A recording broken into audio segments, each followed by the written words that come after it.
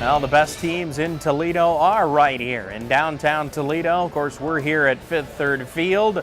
A block away is the Huntington Center, home of the Toledo Walleye, and their head coach, Nick Vitucci, joins us here on Around the Bases. Coach, great to see you. Nice to see you, Matt. All right, first thing first, kind of a sad note this week. I know I struggled to even mention it the other night on our show, but the tragic passing of Brian Rufinock. Your thoughts?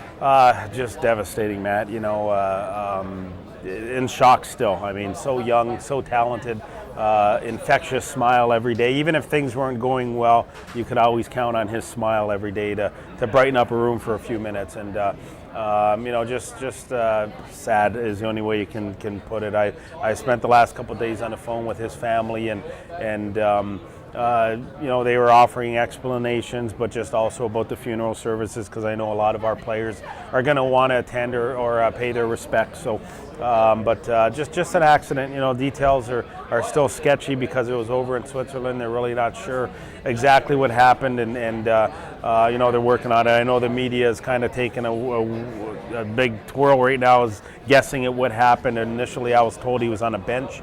And the circuit just ran through it and caught him. Another one just recently came out that you know, he grabbed a wire somewhere, but you know, they're still trying to figure out all the details on their end before we really know what happened. And you really got to know, as I did, Brian. I mean, 60 games here over the last year and a half.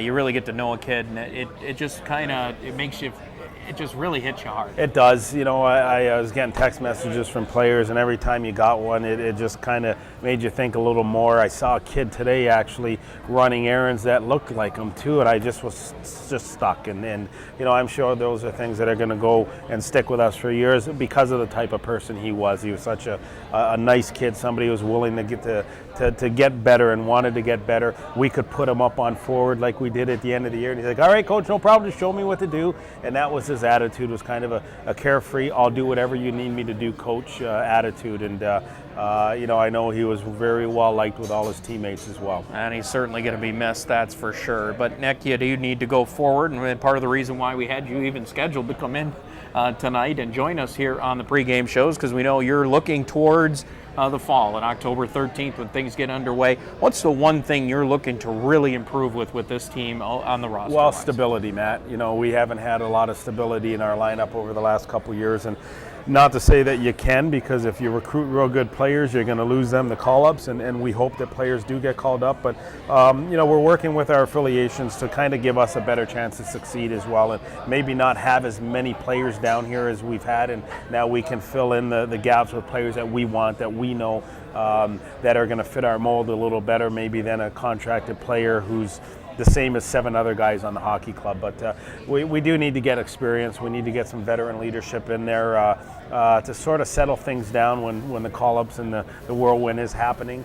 But, you know, again, you need speed, you need skill, you need toughness. We need, you know, veteran presence and good goaltending. And you know, there's things that are all being addressed right now. The phone calls are out, the emails are out, the text messages are out to everybody. And, you know, that won't stop until the day we open training camp.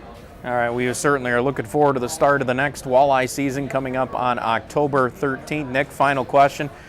Amidst all of that, while you're trying to get your list together of who you want to bring in and trying to get guys signed, what else do you do in the summertime?